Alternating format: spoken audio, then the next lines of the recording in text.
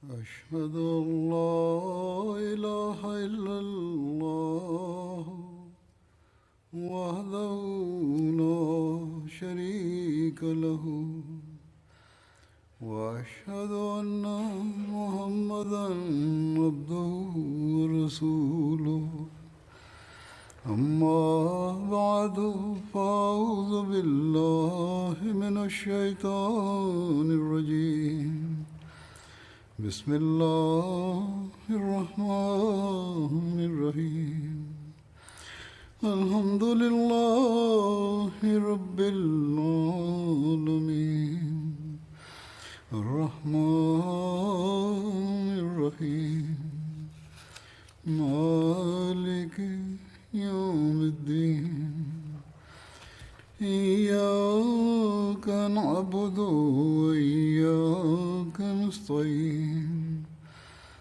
اهدنا الصراط المستقيم صراط الذين أنعمت عليهم غير المغضوب عليهم ولا الضالين. Hazreti Ebubekir'in seferlerinden bahsediyorduk. Suriye'de yapılan savaşlarda ve oraya gönderilen ordu ile ilgili bahsediyorduk. Tabii ki son 3 hutbemde birçoğunu bunlardan anlattık. Ben 4. taburu anlatmadım. Bu Amir bin As'ın emrindeydi, liderliğindeydi. Suriye'ye gönderilmişti. Suriye'ye gitmeden önce Hazreti Amir bin As bir yerde, Kabas denilen bir yerde kaldı. Orada bir kişi vergi toplamak için görevlendirmişti. Velid bin Ukba da başka bir yerde vergi topluyordu. Hazreti Ebubekir farklı yerlere Suriye'ye tabur göndermeye karar verdiğinde Amir bin As'ı Suriye'ye gönderdi. Onun rolü ve onun önemli rolünden dolayı, ikiyüzlüleri durdurmasından dolayı Hazreti Ebubekir ona seçenek verdi. İster Kuba'da kalabilir, orada vergi toplayabilir veya Suriye'ye giderek Müslümanları savaşta desteklemesi için seçenek verdi. Hazreti Ebubekir, Hazreti Amr bin As'a yazarak, "Ey Ebu Abdullah, seni önemli bir göreve gönderiyorum. Bu sizin için hem bu hayatta hem de ahiret hayatında iyidir. Ancak ne yapıyorsan, size ne öneriyorsam bu önemlidir." Hazreti Amir bin As, Hazreti Ebubekir'e cevap vererek, "Ben sadece İslamiyet'in bir mermisiyim, bir silahıyım. Sen silahları toplayıp gösterirsin. Sen en iyi ok, en iyi silah neresiyse oraya gönder. Neresi çok tehlike geliyorsa oraya gönder." Hazreti Amir bin Asır Medine'de olduğunda Hazreti Ebubekir ona talimat verdi. "Gel, Medine'nin dışına gel ve kendinle beraber bazı insanları da topla." Kureyş Kureyş'ten Hazreti Emin bin As'ın etrafında toplandılar ve ondan sonra oradan Suriye'ye gitmek üzere kamp kurdular. Ona emir verildi. Bir Medine'ye gitmek üzere bir ordu hazırlamasını istedi. Tam hareket etmek üzereyken Hazreti Ebubekir dışarıya çıkarak onu uğurlamak istedi. "Ey Amer," dedi, "sen tecrübeli bir kişisin. Savaş deneyimin de var. Sen kabilenin arasında en iyi insanlardan birisisin. Kardeşlerini de göreceksin. Unutma ki onları, fikirlerini durdurma. Eğer onlar size işinizde bir nimet almak istiyorsanız böyle yapın. Onların söylediklerini dinleyin. Onlar size fikir verirlerse bu fikri reddetmeyin. Onlara yanlış muamele yapmayınız. Onların fikirlerini de kullanınız. Hazreti Ömer bin As, ben nasıl olur da sizin arzunuza karşı gelebilirim ve nasıl arzunuza karşı gelebilirim? Bana ne talimat verirseniz aynen onu yapayım. O Medine'nin dışına çıktı. 7.000 kişiydi ve Filistin'e doğru yola çıktılar.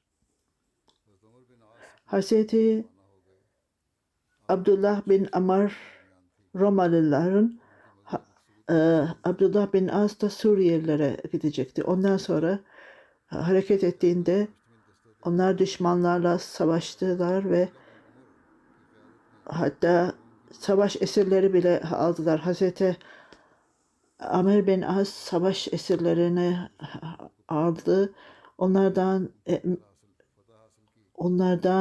bilgi aldı ve Romalılar ansızın saldıracaklardı. O gece Hazreti Amr kendi ordusunu hazırladı. Romalılar saldırılarınca Müslümanlar kendilerini savundular ve onlar öldürüldüler. Buna cevap olarak Romalıların saldırılarına çok büyük bir tahribat vardı. Onlar o çizginin gerisine çıktılar. Müslümanlar onları takip etti. Birçoklarını öldürdüler. İşte böylece savaş sona erdi. Hazreti Ebubekir bu haberi aldı. Çünkü bu gruplar vasıtasıyla, bu taburlar vasıtasıyla Müslümanlar başarılı oldular. Çünkü 1000'in üzerinde sahabeler vardı Resul-i Ekrem sallallahu aleyhi ve sellem zamanında. Onlara bağlıydı Resul-i Ekrem sallallahu aleyhi ve sellem da İslamiyet'in ilk dönemlerinde savaşmışlardı. Onların arasında hatta Bederi sahabiler bile vardı. Onlara müjde verilmişti, cennet müjdesi ve aralarından Allah Teala'nın Resulü, ey Allah'ım bu insanları tahrip edersen senin ismin hiçbir zaman zikredilmeyecektir. İşte bu sahabelerin durumu buydu. Yine söylendiği gibi düşmanlar Filistin'e gidildiler. O kendi Müslümanların ilerlediğini görünce onlar ordu kurdular ve Müslümanlarla savaşmak için hazırlanıyorlardı ilerledikçe Müslümanlar. Ve muhaliflerin lideri hani şöyle diyor, bunlar çölden insanlardır. Onların hiçbir elbiseleri yok, ne malları var, ne geldiklerinde onların üzerine saldırın ve hiçbir zaman geldiklerinde onlara saldırın. Bir daha hiç ayakta kalamayacaklar. Biz seni bütün silahlarla destekleyeceğiz. Onları takip edin. Zafer sizin olacaktır. İşte her kıl kendi insanlarına böyle dedi. O onları Müslümanlara karşı hazırlıyordu. Filistinliler hazırdı ve oradan Damaskus'a, Hintz'e ve Antakya'ya gittiler. Onlar konuşma yaparak insanları topluyorlardı etraflarında savaşa hazırlamak için Müslümanlara karşı. Antakya onların baş şehriydi. İki tabur vardı. Bir tanesi muhaliflerin Filistin'de, diğeri ise Antakya'daydı. Bu iki taburda merkezleri vardı. Antakya merkezinde o Romalıların merkeziydi. Ayrıca başka bir Kenesrin Suriye'de ve başka üçüncü Hins idi. O da başka bir merkezdi, muhaliflerin merkeziydi. Uman başka bir yerde de Uman'da çok güçlü bir savaş yapıldı. Ajnatayn'da 5. başka bir merkezde, Filistin'in güneyinde ve işte bunlar ordu merkezleriydi. Ve batı sınırlarını kontrol ediyordu. Hayfa'dan 3 kilometre uzakta ve Romalıların büyük yeri Antakya'ydı, Hins'ti. Başka bir söylentiye göre Herkel Müslümanların ilerlemesi onlara söyleyince kendi insanlarını uyardı ve siz en iyisi onlarla anlaşma yapsanız daha iyi olur belki. Bu sizin için iyi olabilir. Bütün Suriye'deki yerleri kaybetmektense, fakat onunla aynı fikirde olmadılar ve o onları topladı ve Hins'e götürdü ve ordusunu toplamaya devam etti. Hins'ten Antakya'ya gitti. Orada büyük bir ordu oluşmuştu o zamana kadar ve farklı taburları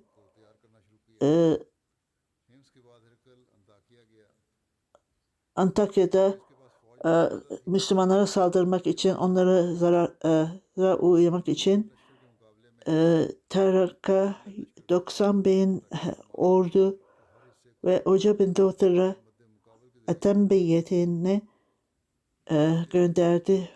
Kaştaş bin Nastus'u 7 bin kişilik orduyla Hazreti Saşul bin Hasan'a saldırmak için başka bir tabur gönderdi. Hazreti Ebu Bedir Cevahir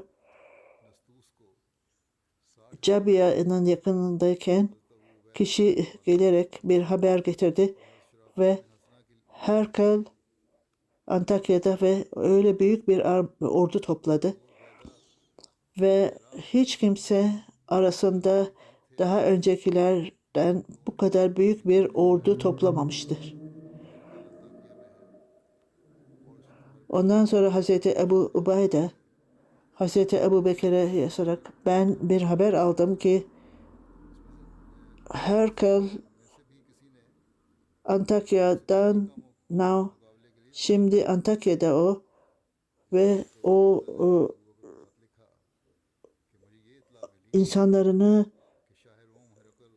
her taraftan gelen insanları topladı ve size bunu haber vereyim, ne olacaktır. Bundan sonra daha iyi bir karar vermek için size bildiriyorum. Hazreti Ebu Bekir buna cevap olarak ben sizin mektubunuzu aldım ve anladım sizin yazdıklarınızı, anladım Herkül'le ilgili olarak ve Roma İmparatoru Herkül'le ilgili olarak bana yazdıklarınızı anladım.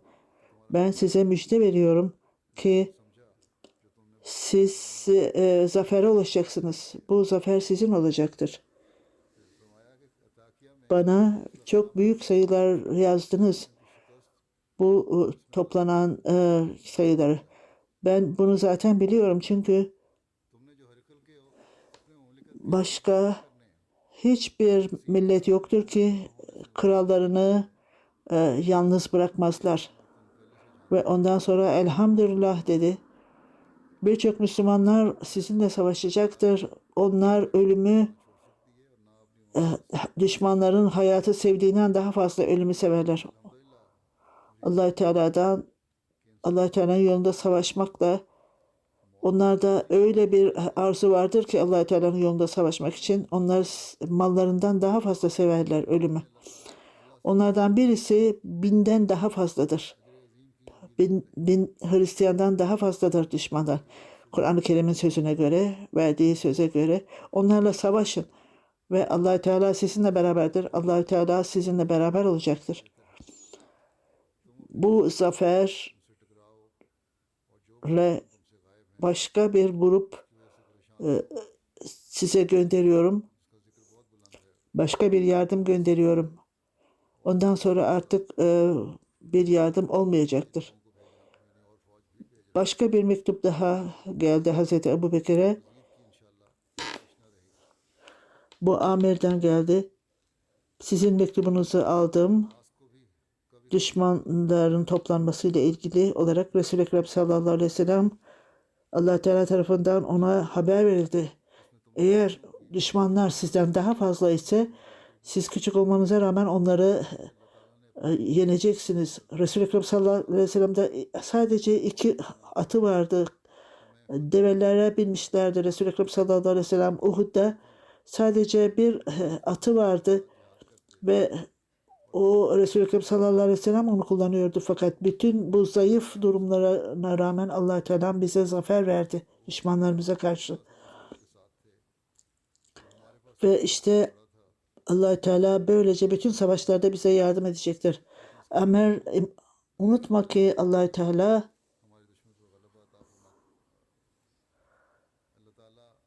Allah Teala'dan çok fazla korkan kişi kendisini günahtan korur ve ayrıca Allah Teala'yı ve diğerlerini de Allah Teala'yı takip etmesini ister.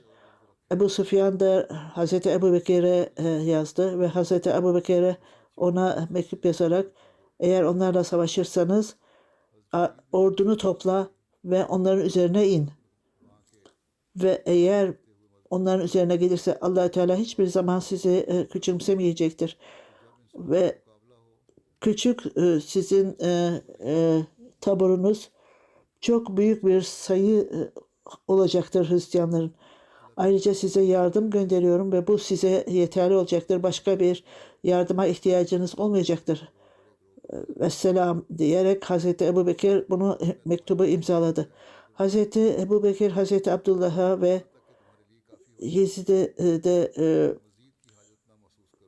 bu mektubu aldı. Hazreti Abdullah Hazreti Yezid'e gitti ve bu mektubu Müslümanların önünde okudu. Müslümanlar son derece mutluydular ve mutlulukla doldular. Ayrıca hutbe verdi ve ey Haşim Ber Utba'yı çağırdı. Sen çok şanslı bir insansın. Bu insanların arasında olmakla çok şanslısın dedi. Bu düşmanlara karşı zafer almaktasınız, destek almaktasınız. Bu grup takvaya ve kararlılığa bağlı olan bir kişidir. Ve onlara orduyu göndermek üzereyken Haşim'e, Hazreti Ebubekir'e Müslümanlar bana yazdılar ve daha fazla destek istiyorlar. Şimdi git onlara katıl ve onları başka taburlara katılmak üzere hazırla onları.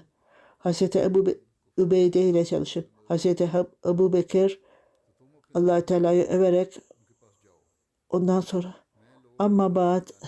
ondan sonra gerçekten aralarında kardeşlerinizden birisi iyidir. Bazıları yaralanmıştır. Bazıları ise desteğe ihtiyacı vardır. Bazıları yaralılara bakmaktadır. Allah Teala düşmanların kalplerinde korku yarattı. Düşmanlar kilitlendiler ve onlara bir haber, belki Herkül belki de köye gelecek ve onunla ilgili olarak haber alacağız ve çok büyük Müslümanlara karşı büyük bir orduyu getirmektedir. Keşke ve size gidiyorum, gidin kardeşlerinize yardım edin. Allah Teala sizleri destekleyecektir bu yolda. Eğer ben sizi gönderir ve onlara katılırsanız onlar için destek olacaksınız ve Allah Teala da onları daha fazla destekleyecektir ve o düşmanların kalbinde korku yaratacaktır. Onun için Haşim bin Ukba'yı hazırlayın ve umut dolun Allah Teala'nın yardımından.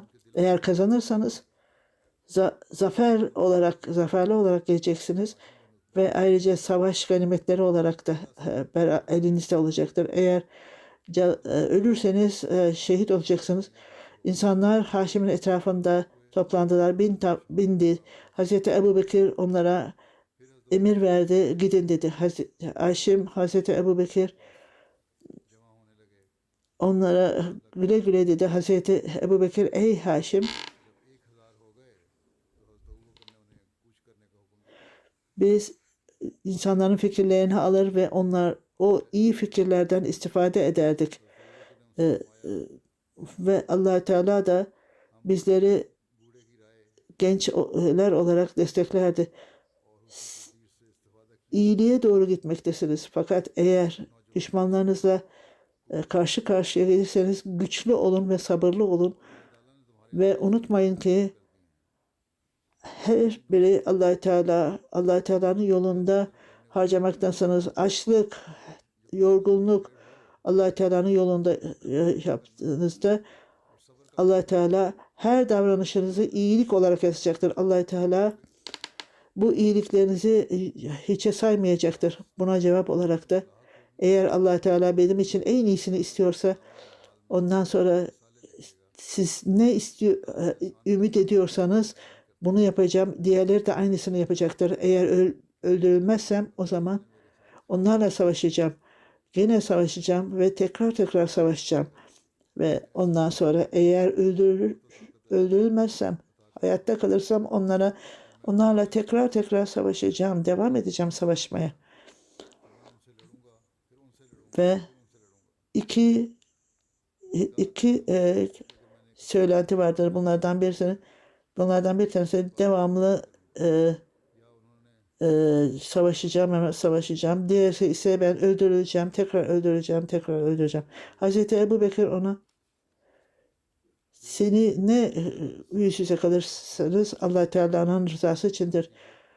Allah Teala'ya hiç şüphesiz çok yakında döneceksiniz. Bunu biliniz. Ve gerçekçi olun ve bütün yaptıklarınız iyilikler hayatınızda ey Haşim dedi, ey benim amcam korkusuzca kalın. Eğer bu yolculuğumda benim hareketlerim sabah ve akşam gayretlerim savaşım, incinmem düşmanla eğer sadece bu gösteriş ise o zaman bütün davranışlarım boşa gidecektir. Ondan sonra Allah Teala'nın yolunda Hazreti Ebu Ubeyde'ye gitti ve oraya gittiğinde Müslümanlar çok mutluydu ve herkes destek haberini görünce çok mutluydular ve Hazreti Ebu Bekir bir ordu hazırlıyordu, tabur hazırlıyordu. Said ümitlenmiş ve bu kendi liderliğinde olacaktır. Fakat Hazreti Ebu Bekir biraz gecikince, bundan bahsetmeyince Said'in kendisi gelerek Hazreti Ebu Bekir'e ey Hazreti Ebu Bekir, ya Ebu Bekir,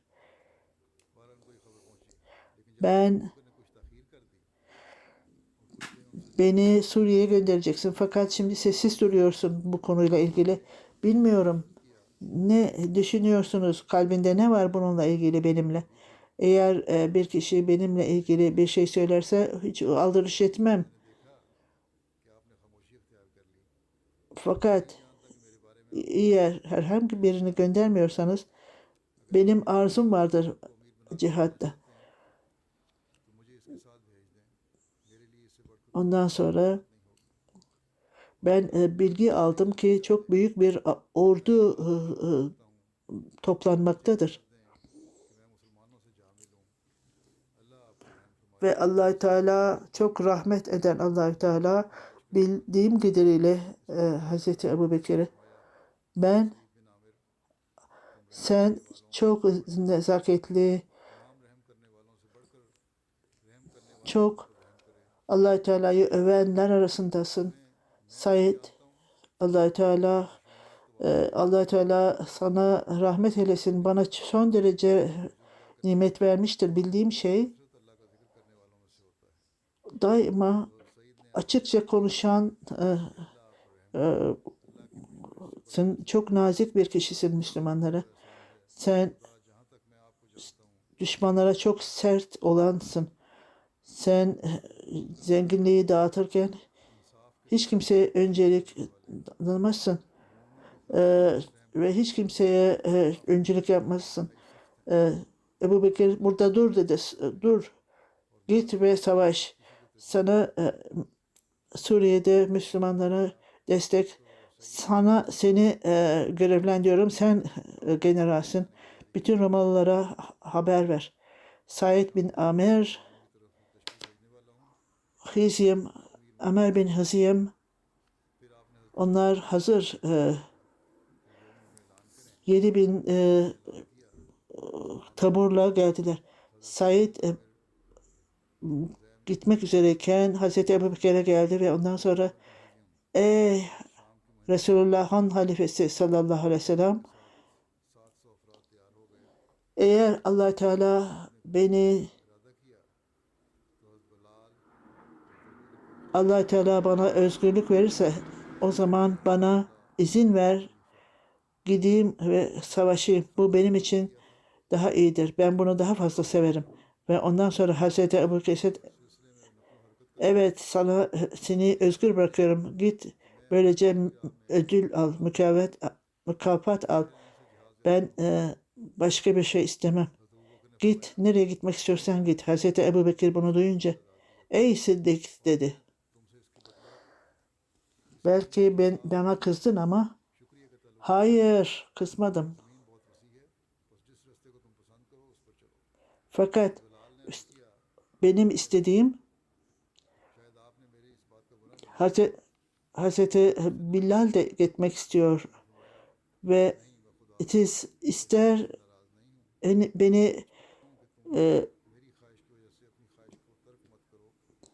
eğer seninle kalmak istersem eğer sizde kalırım. Eğer savaşmak istiyorsanız size gönderirim. O Elal dedi. Ben sizinle anlaşma yapmak istemiyorum fakat gitmek gerekir, gitmeniz gerekir. Eğer giderseniz Allah Teala size göz kulak olacaktır.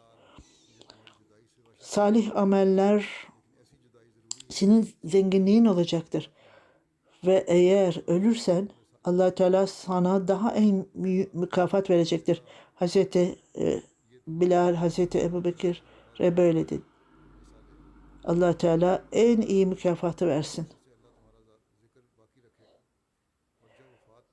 Bize ne yapmayı emrediyorsan Allah Teala'nın yolunda biz bu takva sahibi olmak benim için yeni bir şey değildir.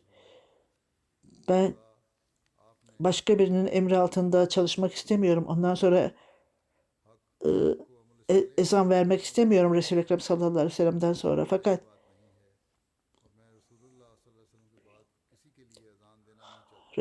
eğer beni müezzin olmaktan durduruyorsanız o zaman beni gönderin. O Amer'i Antakya'ya gönderdi. Yezid de ona katılmasını istedi.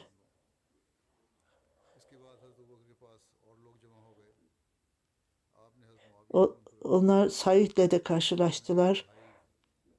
Onlar birbirleriyle birleştiler ve başka bir grup da Hazreti Hamza vasıtasıyla gönderildi. Bu 1000 kişilik hatta daha fazla bir orduydu. Hazreti Ebu Bekir sayıları görünce ve hazırlıkları görünce çok mutlu oldu. Ve ondan sonra bütün övgüler Allah Teala'ya mahsustur. Allah Teala Müslümanları desteklesin ve daima Allah Teala Müslümanları desteklemektedir. Ve Allah Teala muhaliflerin bellerini de kırır. Hazreti Hamza, Hazreti Ebu Bekir'e isteyerek, sorarak bunların bir lideri kim olacaktır? Evet dedi Hazreti Ebu Bekir. 3 lider, 3 kiminle istersen onunla birleştir. Onlarla karşılaştığında kim aranızdan en iyisidir? Resul-i Ekrem sallallahu aleyhi ve sellem'e yakın olan Hazreti Ebu Beyde bin Cürah dedi. O gruba dahil oldu sonra. Bu göstermektedir ki Resul-i Ekrem sallallahu aleyhi ve sellem'e olan sevgileri göstermektedir. Ve Resul-i Ekrem sallallahu aleyhi ve sellem'i çok sevmektedir ve böylece onlar bunu seçilmiştir. Tabi alanda olanlara destek olmuştur. Hazreti Ubeyde Hazreti Ebu Bekir'e haber verdi olanlarla ilgili olarak ve ona düşmanların sayısı gittikçe artmaktadır. Hazreti Ebu Bekir'den daha da fazla destek istedi. Ondan sonra Hazreti Ebu Bekir ne yapayım dedi. Eğer onlar gittikçe büyüyorlarsa Hazreti Halid bin Velid Allah Teala'nın adına Halid'i göndermek üzereydim Roma'ya ki onlar bu düşmanlarla düşmanca, şeytanca düşmanların hakkından gelir. Ondan sonra Hazreti Ebu Bekir'e amma ba'd diyerek yazdı. Ben Halid'i general olarak gönderiyorum. Ona karşı gelmeyin. Onu dinleyin. Emirlerine karşı gelin. Onu size ondan büyük olduğunuzdan değil, onun savaştaki tecrübelerinden dolayı gönderiyorum. Allah Teala hepimiz için, bizim için ve sizin için en iyisini versin. Vesselam diye mektup yazdı. Suriye'ye gidecek olan taburla ilgili olarak Hazreti Halid mektubu alınca Hazreti Ebu Bekir'den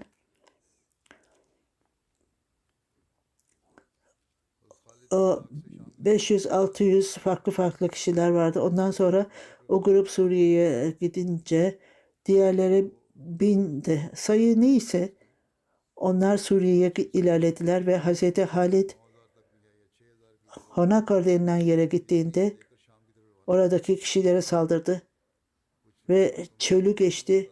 Çok zor bir yolculuktu. Ondan sonra siyah bir sancak tutuyordu. Senüt bir lakab. Bu sancakla ilgili olarak bu lakab da verilmiş ve senüyetel lakab o savaşın olduğu vadinin ismiydi. Hazreti Halid benim yoluma geldi Şam'dan, Damaskus'tan. Başka insanlar da böylece Hazreti Ubeyde ile karşılaştı ve etraftaki düşmanlar orayı sarmışlardı. O Damaskus'ta çok uzun süre kalmadı Şam'da. Kanatul Busra denilen yerde Kanatul Busra'ya vardıklarında düşmanlar etrafını sardılar ve onların liderleri vardı ve bu kasabayı sarmışlardı. Ebu Süfyan onlar da başıydı. İnsanlar Müslümanlarla anlaştı ve cizye ödemeye karar verdiler. Karşılıklı olarak emniyet anlaşması yapıldı. Acnedayn denilen yerde yazıldığına göre başka bir yer olup Filistin'de olan bir yerdi. Hazreti Halid, Ubeyde, Şuabil, Yezid bin Yezid onlar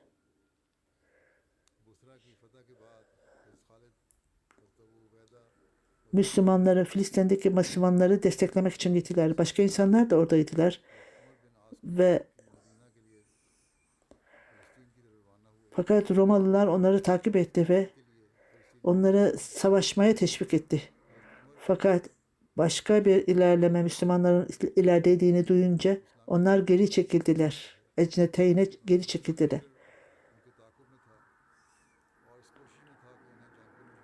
Ondan sonra bir müddet sonra kendi taburlarını tosladılar. Müslümanlar da kendi ekiplerini topladılar. Ecnete'ye gitmeden önce Hazreti Ali, Busra'ya gitmeden önce Damaskus'u sardılar. Hazreti Ebu Hubeyde de kendisiyle beraberdi. Bu siege Herkül Amir Müslümanlarla savaşmak durumundaydı ve bu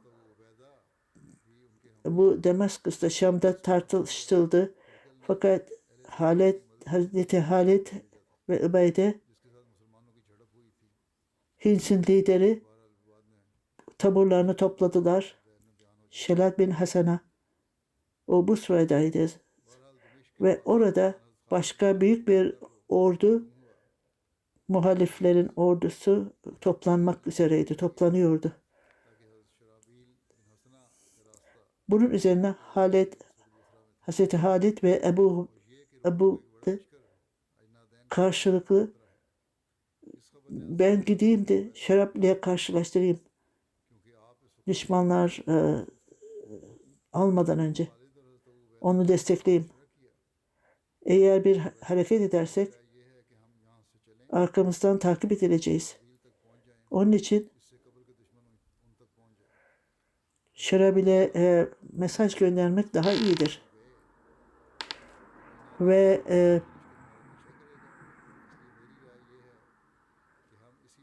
Ecneteyn'e gelip bizimle karşılaşsınlar. Ayrıca Yezid bin Süfyan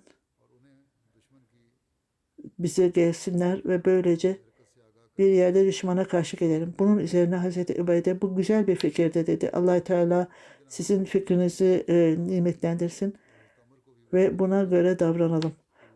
Hazreti Übeyde Hazreti Halid'e fikirlerini söyleyerek o tabur Suriye'de hepsine mektup yazalım. Bu toplanmakla ilgili Acne'den denilen yerde toplanalım hepimiz. Ondan sonra Hazreti Ebu Bekir Damaskus'tan Acedeyn'le hareket etti ve ondan sonra bütün liderlere yazarak generallere gelin Acedeynlere toplanalım. Ve Roma'da olanlar koştular katılmak için.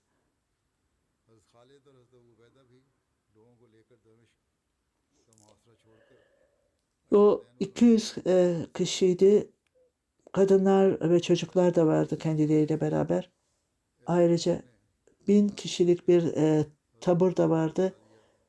Ve Şam'da çok büyük bir ordu vardı. Hazreti Übeyde savaşmaktaydı muhaliflerle ilgili. Hazreti Halid haberi aldı. Başka bir grup arkada saldırınca onlar döndüler ve Romalılara saldırdılar böylece. Ve onları takip ettiler ve 3 mil uzakta Roma ordusu Ajnateyn'deydi. Bir mektup gönderdi. Onları davet ettiler Ajnateyn'e. Bu tabur Hazreti Şerabil ile savaşacaktı ve ayrıca ilerleyerek Ajnateyn'e ilerledi ve Halid'in taburu da oraya geldiler. Diğerleri de orada toplandılar. İranlılar ve diğer muhalifler de Müslümanlar yardıma ihtiyaçları vardır. Bedeviler. Onlar burada zenginlik için bulunuyorlar. Hazreti Ebu Bekir'e yazarak eğer Romalılar Hazreti Ebu Bekir'e yazarak eğer geri gelirlerse biz size elbiseler, silahlar vereceğiz diye yazdı. Halifeye 100 elbise verilecek, binlerce dinar zenginlik verilecektir. Ondan sonra Hazreti Halid bunu duyunca bu teklifi bunu derhal reddetti. Bize verdiğinizden hoşlanmıyoruz. Çünkü çok yakında biz sizin malınızın sahibi olacağız. Ondan sonra Araplardan bir tanesini çağırarak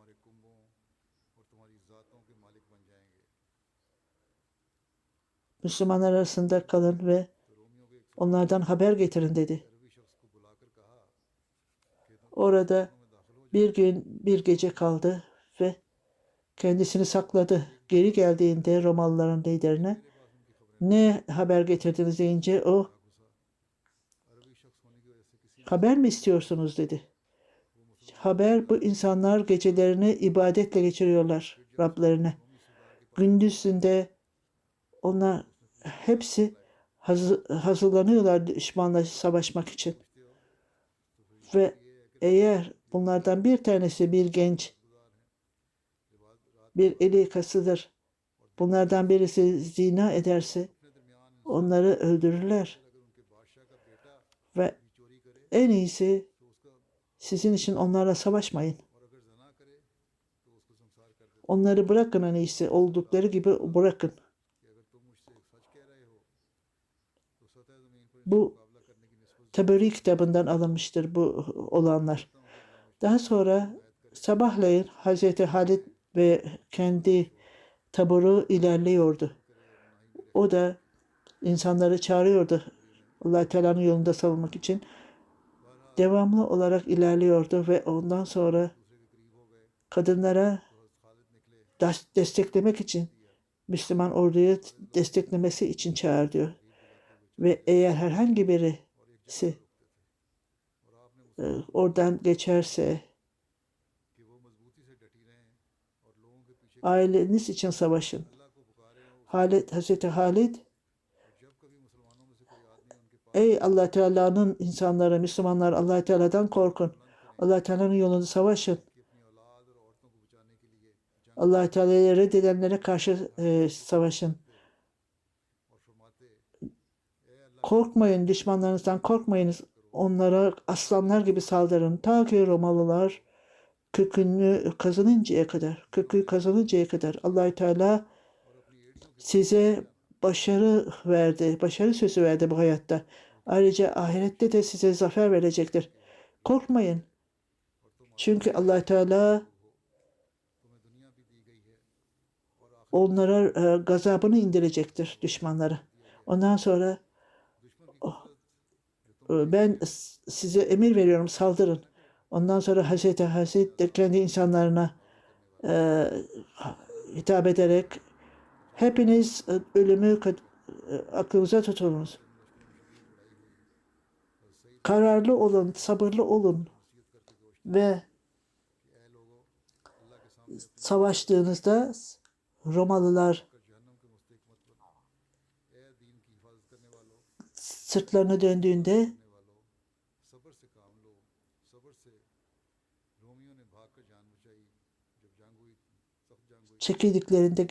geriye çekildiklerinde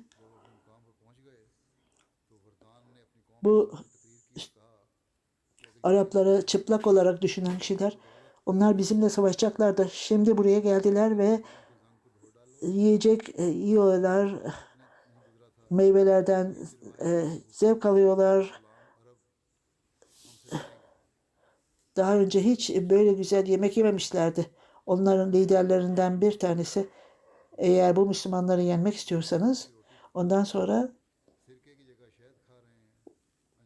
onlardan bir tanesini kandırın ve onları öldürün ve liderlerini öldürün ve kaçın. Ordunuzu alın ve onları anlaşmak için, barış için çağırın. Ondan sonra onları yakalayın ve öldürün. Hazreti Halid onlara bir kan dökülmekten istemiyorsun. Biz Anlaşmak istiyoruz. Hazreti Halit geldi ileriye çıkarak. Ne şeyiniz var? Ne istiyorsanız bahsetmeden önce bana ey general biz kan dökmek istemiyoruz. Sizin insanlarınızın öldürmesinden dolayı çok üzgünüz. Biz sizinle anlaşma yaparak sizi geri göndermek istiyoruz. Ondan sonra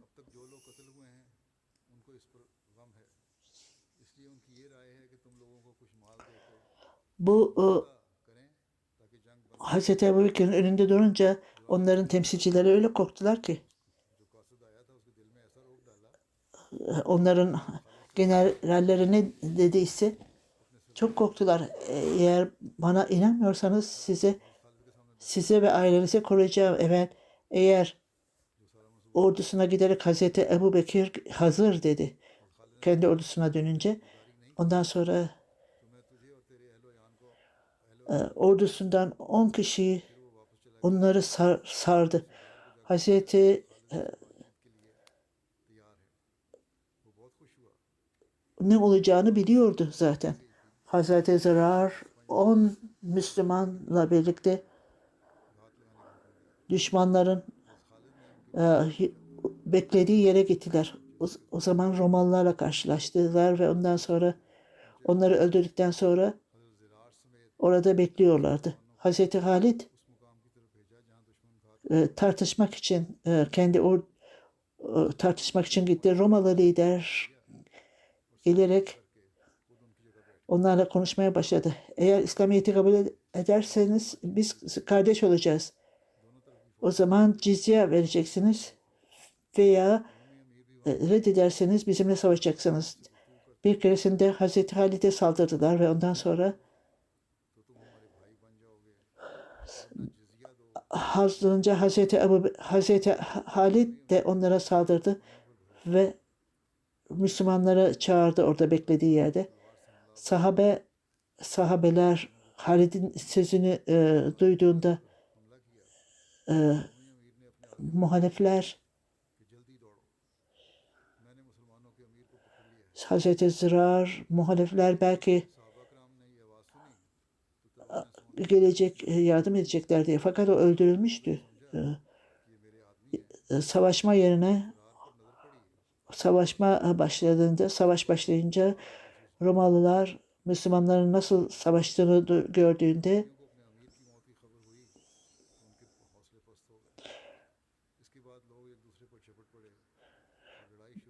bu olanları görmek istemiyorum. Önüme bir çarşaf serin dedi. Onların o generali. Müslümanlar onu öldürdüğünde başı kesilmişti.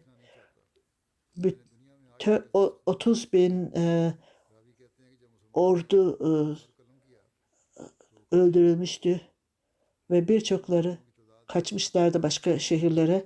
Ondan sonra Ecnedeyn'in ele geçirilmesiyle haber Hazreti Ebubekir'e gönderildi. Hazreti Ali ona mektup gönderdi. Esselamu Aleyküm, size haber veriyorum. Güzel bir haber veriyorum. Biz Müslüman olmayanlarla savaştık ve onlar büyük bir ordu hazırladılar. Bekliyorlardı Ecnedeyn'de ve kitap ellerinde vardı ve Allah Teala adına yemin ediyorlardı ve onlar bizi öldürmedikçe gitmeyeceğiz. Ayrıca Allah Teala'ya güvendik. Biz ilerledik bu yolla ve biz onlarla savaştık. Silahlarımızla ve silahımız olmadan günlerce onlarla savaştık. Silahsız olarak ve Allah Teala bizlere destek gönderdi. Kendi desteğini gönderdi ve sözünü yerine getirdi. Ve muhalifler yenildi, kafirler. Ve biz ölümü kaldırdık. Allah Teala'yı kendimizden dolayı Allah Teala'ya şükretmekteyiz. Hazreti Ebu Bekir bu mektubu okuyordu. Elhamdülillah dedi. Çok mutlu oldu. Müslümanları destekleyen Allah-u Teala'ya hamdolsun. Bu yolla benim kalbim rahatladı. Ayrıca farklı fakirler de vardır. O yerde Hazreti Ebubekir zamanında savaş gerçekleştiğinde bazı insanlar bu savaş 13. hicrette, başkaları ise 35 hicrette, bazıları ise 15. hicrette meydana gelmiştir derler. Ecneteyn Savaşı araştırmacıların görevidir şimdi. Bu araştırmada Ecneteyn yeri 2 kere savaş olmuştu. İlk önce Hazreti Ebubekir döneminde, ikincisi ise yine Ebubekir zamanında. Halid bin Velid generaldi o zaman. Amer bin Aser 15. hicrette. Bu bizim araştırmacıların fikridir. Allah-u Teala en iyisini bilir. Bunların detayları daha da devam edecektir. Gelecek hutbelerde inşallah.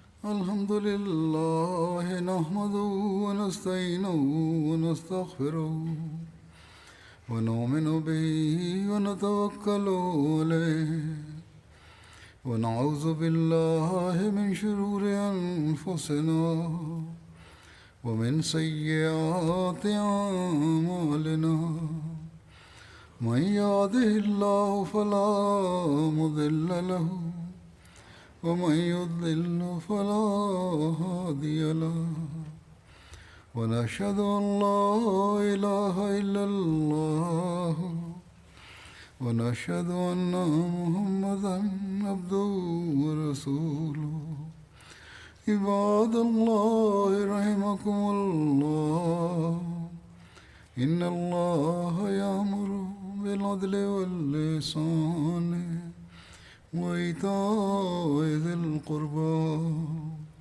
وينهى عن الفحشاء والمنكر والبغي يعظكم لعلكم تذكرون اذكروا الله يذكركم وادعوه يستجب لكم ولذكر الله أكبر